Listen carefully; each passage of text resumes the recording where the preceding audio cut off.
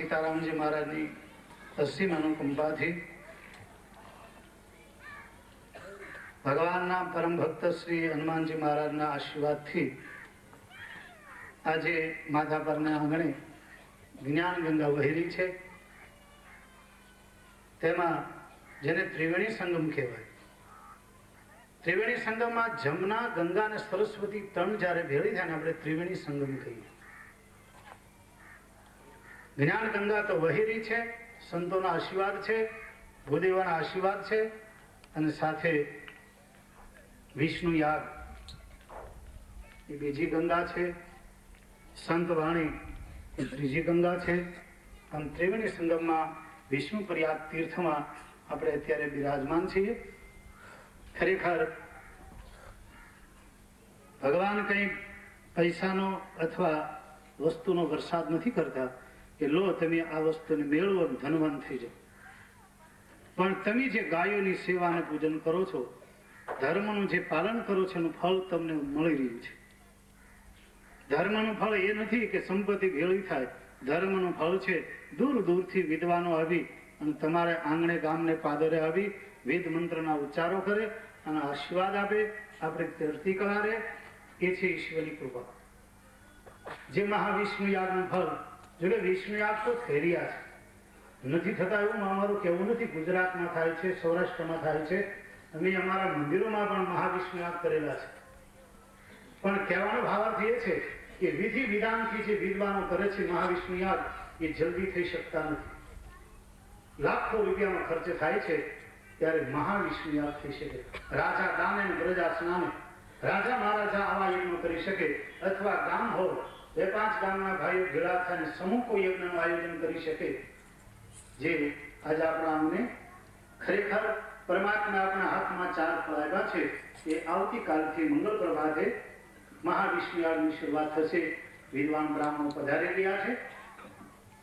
તેમાં તમને નવાઈ લાગશે, ભાઈ અમારે તો અહીંયા 1 દિવસમાં વિષ્ણુ યાગ થાય છે અને આ 3 દિવસનો વિષ્ણુ યાગ છે, તેમાં શું વિશેષ આવે? વિષ્ણુ યાગ તો જેટલા દિવસનો કરીએ એટલો ઓછો છે. 1.25 મહિનાનો થાય, 15 દિવસનો થાય, 11 દિવસનો થઈ શકે, 9 દિવસ સુધી પણ ચાલે, 7 દિવસનો થાય, 5 દિવસનો થાય, 3 દિવસનો થાય, 1 દિવસનો પણ થાય.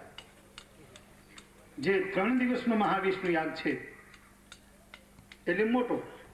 તેની અંદર સોના ચાંદીની પ્રતિમાઓ, 68 તીર્થના જળ અંદર લાવવામાં આવે. જયારે આપણે આને વિષ્ણુ યાગ કરીએ તો એમાં આપણા ગામનું ચોખ્ખું પાણી જ હોય. તો કે ભાઈ અમે યજ્ઞ કરી છે ફળ ન મળે, મળે, પણ વિશેષ રૂપમાં જયારે વેદ મંત્ર દ્વારા, વિદ્વાનો દ્વારા જયારે આયોજન આવું થાય છે ત્યારે એની અંદર ગંગા જમનાના જળ, સરયુ નદીના જળ, તીર્થના જળથી ભગવાનને અહીંયા પૂજન કરવાની અંદર એ વસ્તુની પ્રાપ્તિ થાય છે. વિષ્ણુ શસ્ત્રના પાઠ વિદ્વાન બ્રાહ્મણો કરશે અને એ પાઠને દશાંશ આહુતિ એ પણ મહાન વિદ્વાન પુરુષો આપશે. સાથે આપણે એ પણ પ્રોગ્રામ છે રામપારાયણ, આપણે આજે વિશ્રાંતિ કરી તો એના નિમિત્તે હવન થવો જોઈએ. તો સુંદરકાંડના પાઠની પણ આહુતિ આ યજ્ઞમાં અપાશે. કાકભૂષણજી મહારાજની સંક્ષિપ્ત રામાયણ છે એમની પણ એ મંત્રથી આહુતિ અપાશે એટલે એ કાર્ય પણ પૂરું થઈ જાય. વિષ્ણુ સહસ્ત્ર 1000 નામ જે પરમાત્માના તમે સાંભળો છો કે સત્યનારાયણની કથામાં જે આપણે પંડિતજી મંત્ર આપણે પંડિતજી બોલે અને તુલસી પત્ર શાલિગ્રામને ચડાવે. જે પંચરત્નની અંદર ગણવામાં આવે છે વિષ્ણુ સહસ્ત્ર. ગીતા એ રત્નમાં ગણાય છે, વિષ્ણુ સહસ્ત્ર એ રત્નમાં ગણાય છે, ભીષ્મ સ્તવરાજ એ પણ રત્નમાં ગણાય છે, ગજેન્દ્ર મોક્ષ એ પણ રત્નમાં ગણાય છે.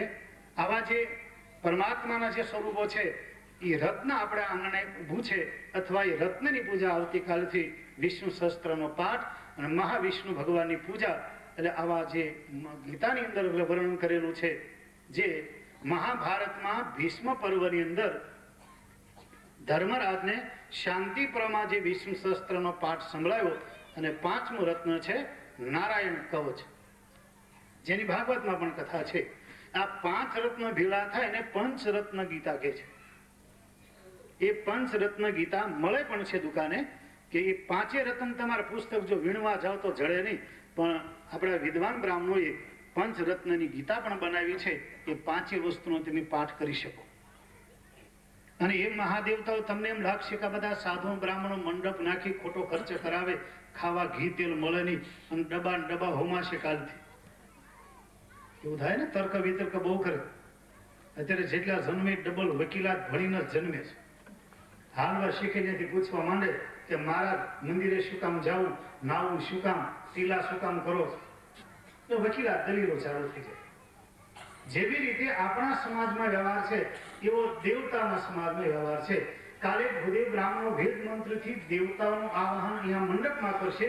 એવી જ બેઠક પછી સ્વર્ગમાં તમારા ગામની ઉપર આકાશની અંદર દેવતાની મીટિંગ થશે. જે વિદ્વાન બ્રાહ્મણો અહીંયા જે આચાર્ય મહારાજ વેદ મંત્ર દ્વારા જે દેવનું આવાહન કરશે, જેમ અહીંયા આપણે યજ્ઞશાળામાં જે કુંડ બનાવ્યા એની વેદિકાઓ બનાવી અથવા બાજુ ઉપર એનું આવાહન થશે, એ બેઠક છે દેવતાઓની. એવી બેઠક પછી સ્વર્ગમાં થશે. જે દેવનો મંત્ર બોલાય એ દેવ એને સ્થાને બેસવાનું છે.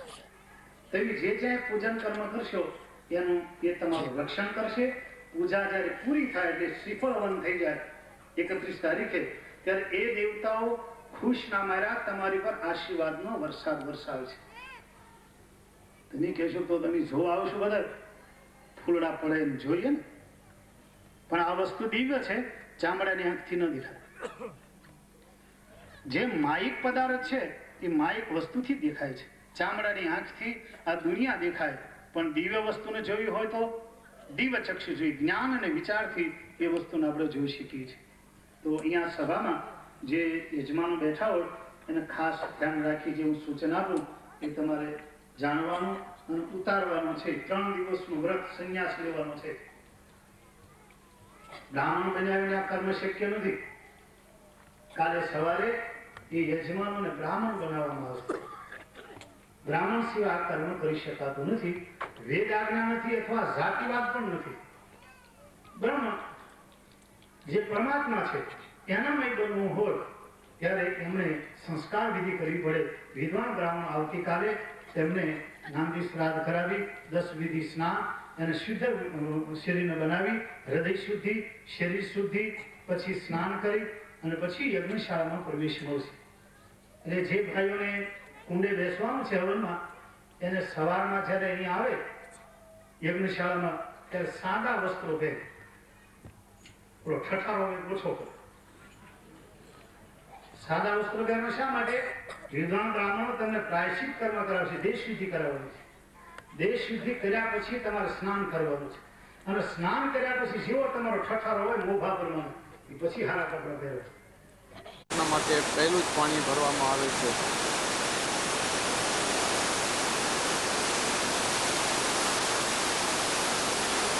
ઋષિકેશથી 2 કલાકના અંતરે આ દેવપ્રયાગ આવેલું છે ને.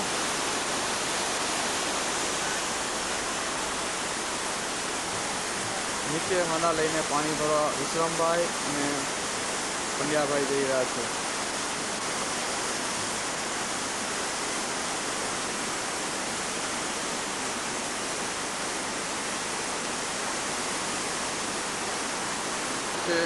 पानी आ रहा है, અહીંયાથી પાણી આવે છે અને આ સાઈડેથી પાણી આવે છે અને આ બે વચ્ચે સંગમ થાય એટલે બંને બાજુથી નદી અહીંયા ભેગી થાય છે. અહીંયા આવે છે દેવપ્રયાગ.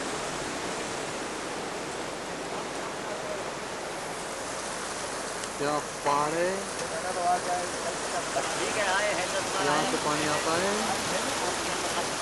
आने के बाद दोनों आदमी यहाँ पर तो आत्मा में और यहाँ से पानी आता है.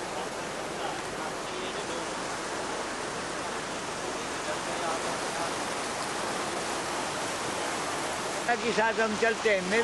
ये अलकनंदा नंदी है, ये बाजू से आ रही है. अलकनंदा नदी નું નામ છે. આ નદી છે બદ્રિકાશ્રમમાંથી આવે છે. ભાગીરથી ગંગોત્રીથી આવે છે. ભાગીરથી અને ગંગોત્રીથી આવે છે અને ઓલી બાજુની નદી છે અલકનંદા આવે છે બદ્રિકાશ્રમથી.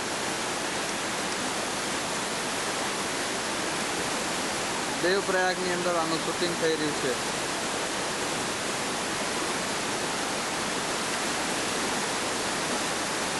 દેવપ્રયાગ બંને બાજુથી નદીઓ આવે છે અને એનું એક અહીંયા સંગમ થાય છે. અહીંયાથી બીજું પાણી ભરવામાં આવે છે.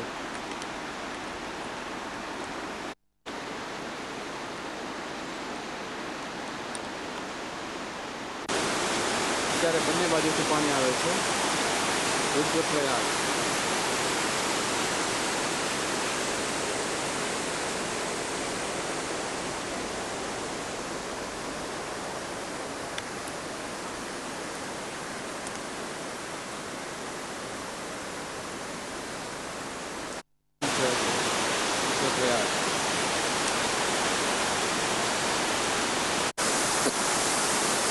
રુદ્રપ્રયાગનું પાણી ભરાઈ રહ્યું છે. 3 જગ્યાએથી પાણી એકઠું કરવામાં આવશે. આ બીજી જગ્યા છે. દેવપ્રયાગ પછી આ આવે છે રુદ્રપ્રયાગ.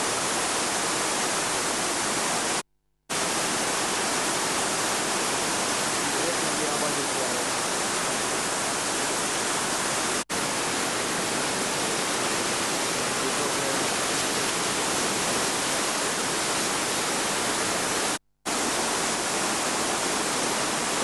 પાણી ભરીએ છીએ. આ છે કર્ણ અને કૃષ્ણ ભગવાન. આ પ્રયાગમાંથી પાણી ભરાય છે.